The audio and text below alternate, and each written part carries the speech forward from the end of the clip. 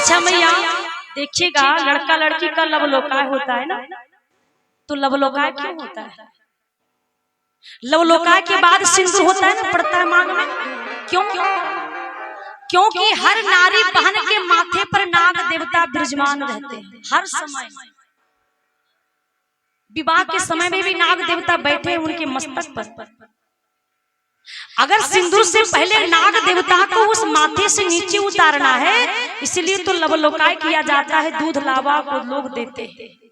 नाग पंचमी के दिन दूध लावा का लोग प्रसाद चढ़ाते हैं, तो इसीलिए लवलोकाय होता है कि उस दूध लावा को खाने के लिए जैसे ही उस बेटी बहन के माथे से जैसे नाग देवता उतरते हैं दूध लावा को खाने के लिए, तब तक इधर पति लड़का उस लड़के के मांग में सिंदूर दे देते हैं। बड़े सुंदर भाव से चौपाई में कहा गया है कि पानी ग्रहण किन्ह महेशा ये हर से सकल सुरेशा पानी ग्रहण किन्ह महेशा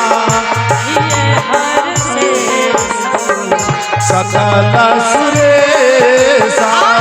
जब मैया पार्वती के मांग में भोलेनाथ जी सिंदूर देते हैं तो संग की ध्वनि होने लगती है, नगाड़े बजने लगते हैं, फूलों की वर्षा होने लगती है, अप्सरा लोग नृत्य करने लगती है।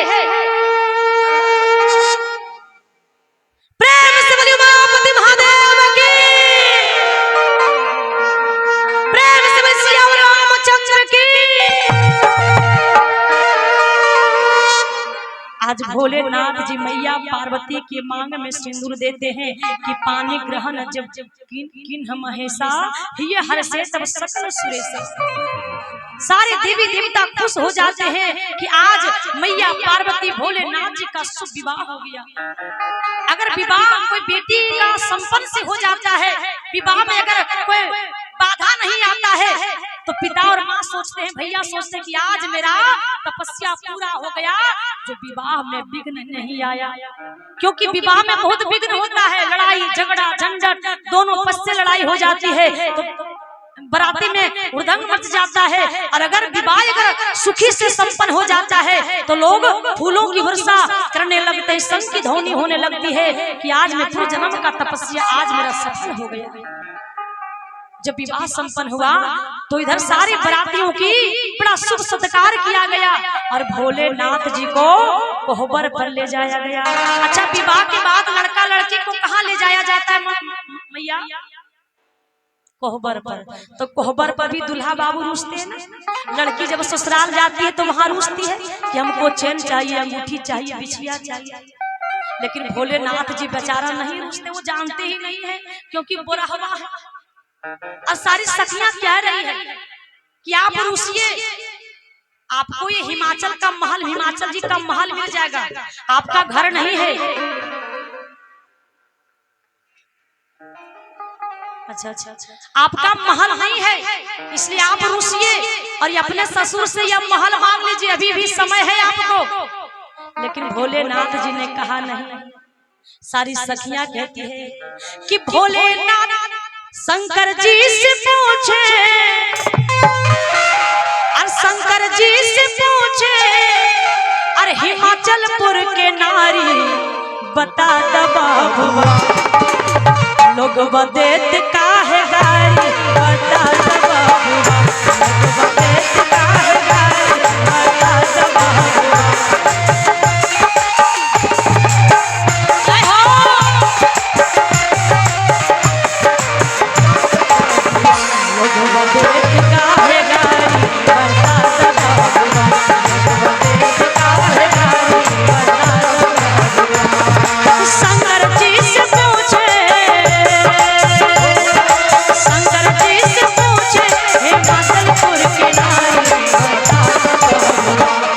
बदेत का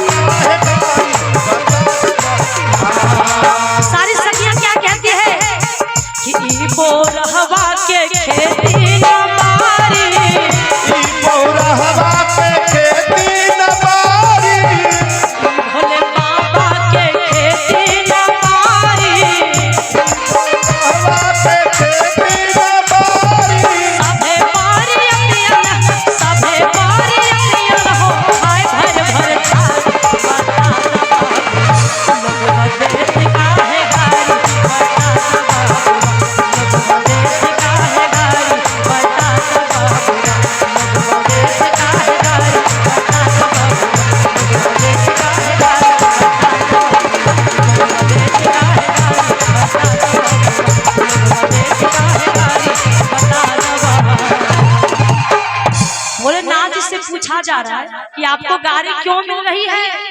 भोलेनाथ जी बेचारा कुछ नहीं बोलते हैं। क्यों? क्योंकि लड़का कितना बुलंकड़ हो, खूब बोलता हो, लेकिन विवाह के समय में आप मौन धारण कर लीजिए, न शिकायत हो। विवाह के बाद खूब बोलिए, कोई शिकायत नहीं, लेकिन अगर मंडप में बोलिएगा तो लड़का बड़ी लबर लबर बोलो, लोग कहते हैं ना। इसलिए आप कितना बुलंकड़ है, लेकिन विवाह में आप मौन धारण कर लीजिए, जैसे मैं मौनी अमावस्या किया। भोलेनाथ जी कुछ नहीं बोलते हैं, सारी सखियां बहुत गाली गलौज देती है, आप यहीं रह जाइए, ऐसे वैसे 12-17, लेकिन भोलेनाथ जी को तनिक भी अरमान नहीं है। सारी सखियां कहती है कि हे भोलेनाथ जी, आपका घर दुकान जायदाद नहीं है, आप यहीं रह जाइए, घर जाइए। तो बड़ी सुंदर भाव से कहा जाता है कि बहुनायब हिमाचल में रहो।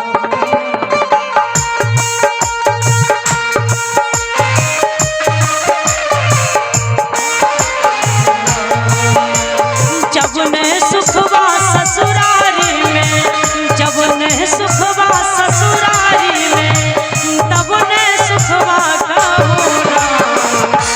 अच्छा, ससुराल में कितने लोग रहे हैं? हाथ उठाइएगा।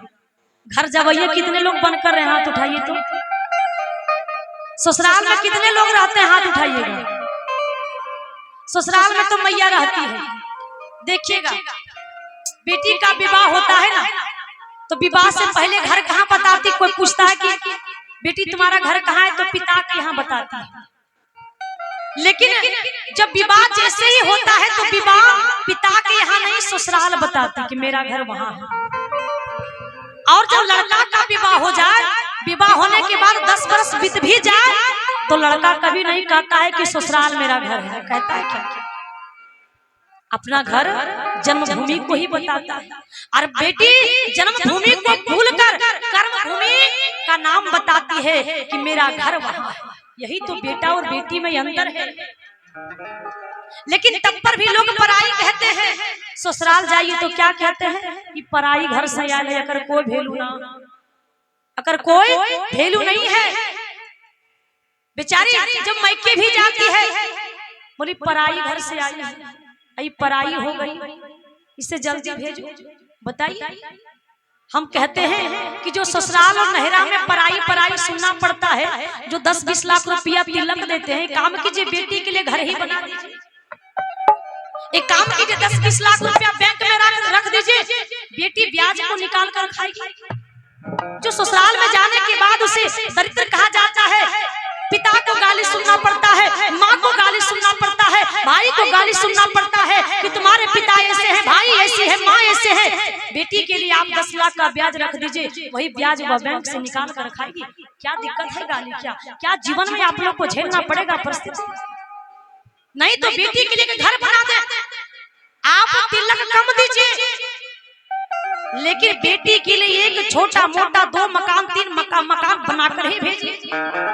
नहीं तो विवाह के बाद एक मकान बना दीजिए। लोग मंदिर बनाते हैं ना, तो मंदिर की जगह एक बेटी को मकान बना दें, ताकि जीवन में ससुराल में सुनना ना पड़े कि तुम लेकर क्या आई हो, तुम्हारा यहाँ है क्या मैया? सच बात मैं कह रही हूँ। बेटी जब ससुराल जाती सुनना पड़ता है कि नहीं, तुम क्या लेकर आई हो, तुम्हारा क्या है, तुम्हारा बाप घर है क्या? लेकिन बताइए, जितना एक पिता बेटी के लिए खर्चा करते हैं, 10 लाख 20 लाख 25 लाख 50 लाख, यहाँ करोड़ों करोड़ों की, अगर बेटी का बाप अगर उस बैंक बैलेंस कर दे तो ब्याज भी जीवन भर नहीं खा पाएगा।